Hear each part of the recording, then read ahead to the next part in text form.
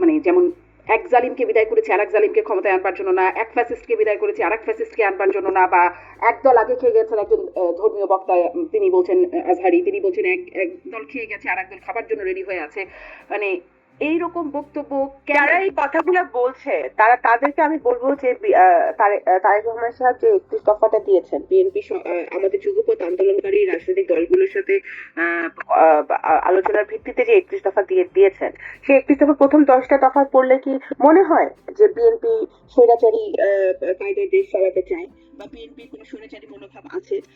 Even 2001 সালে BNP ক্ষমতায় সরকারে ছিল, 91-তে ছিল, তার আগে শহীদ রাষ্ট্রপতি জিয়া রহমান সাহেব দেশ চালিয়েছেন।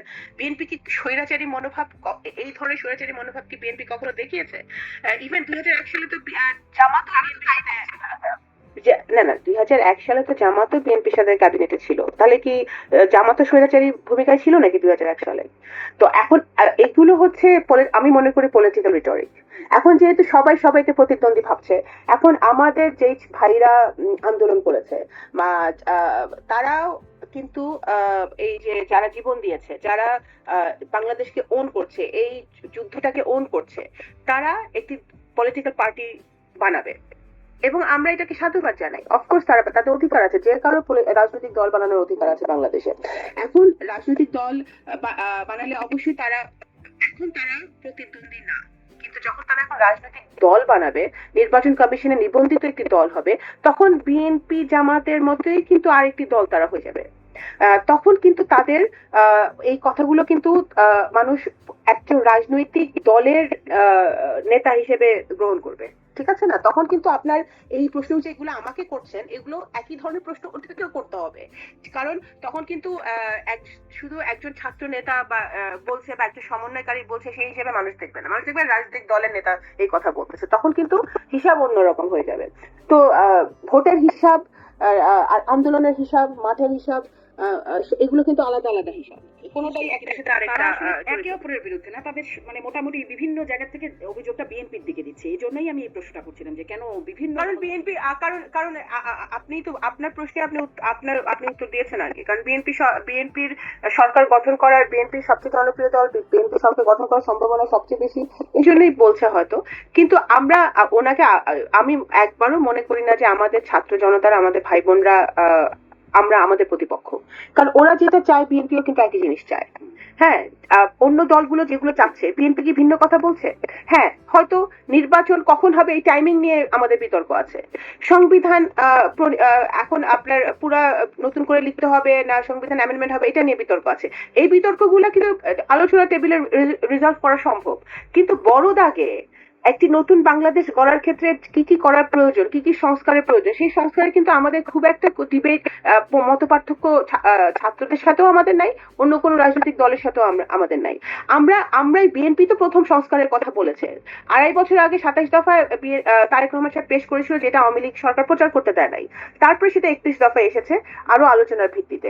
এই 31 দফার মধ্যে আমরাই তো বলেছি যে প্রধানমন্ত্রী একজনের ব্যক্তি দুবার প্রধানমন্ত্রী হতে পারবে না, আমরাই তো বলেছি যে আপনাদের কারণ আপনারা এসে সংস্কার করবেন বা আপনারা এসে আওয়ামী লীগের যারা অপরাধী আছেন তাদের বিচার করবেন, এই আস্থাটা কিন্তু রাখতে পারছে না। তারা বলছেন এই সরকারের অধীনে বিচার হতে হবে, এই সরকারের অধীনে সংস্কার হতে হবে। আমার মনে হয় ওরা একটা ইনসিকিউরিটিতে ভুগছে। এটা এটা এটা আস্থার ব্যাপার না, কারণ আপনি তো জনগণ কি বলছে যে বিএনপির ব্যস্ত নেই। আমরা যে আমি তো শুনতেই পারি না। না না, আমি যে অর্গানাইজিং সেক্রেটারি, যেহেতু আমি অর্গানাইজিং সেক্রেটারি, আমার গ্রামে আমার বিভিন্ন ইউনিয়নে যাওয়ার প্রয়োজন হয়, আমি রুট লেভেলে যাই। তো সেক্ষেত্রে তো আমি তো দেখছি না যে কোনো সাধারণ ভোটার বলছে যে বিএনপির উপর আস্থা নাই, তারা তো বলছে না। হ্যাঁ, ইনসিকিউরিটি, এখন ছাত্রদের একটা ইনসিকিউরিটি কোথায় থাকতে পারে, আমি ওদের ওদের উপর ওদের মুভমেন্ট, ওদের যে কর্মকাণ্ড সবকিছুর উপর শ্রদ্ধা রেখে আমি বলছি যে ওদের টেনশনে থাকতে পারে যে হ্যাঁ, ওরা যে আন্দোলনে শরিক হলো, ওরা যে এতগুলো ছাত্র জনতার জীবন দিল, বা ওদের যে স্যাক্রিফাইসটা দেশের জন্য, গণতন্ত্রের প্রতিষ্ঠার জন্য, সেইটা পরবর্তীকালে যখন যদি একটা সরকার, নির্বাচনের পরে একটা গণতান্ত্রিক সরকার আসে, হ্যাঁ, ভোটে, তখন ওদের জায়গাটা কোথায় হবে বাংলাদেশের রাজনীতিতে? ঠিক আছে, ওরা তাদের ভয়েসটা কিভাবে মানুষের কাছে পৌঁছাবে। এখন যেহেতু একটা ইন্টারিম গভর্নমেন্ট আছে, সবাই আমরা কথা বলতে পারছি। এখন নার্সরাও মাঠে নামতে পারছে, ডাক্তাররাও মাঠে নামছে, ইঞ্জিনিয়ার মাঠে নামছে, এখন পুলিশ পেটাচ্ছে না। এখন একটা অ্যাটলিস্ট মানুষ তাদের দাবি দাবাগুলো নিয়ে মাঠে রাস্তায় নামতে পারছে, মানববন্ধন করতে পারছে, পুলিশ তাদেরকে গুলিও করছে না, পেটাচ্ছেও না।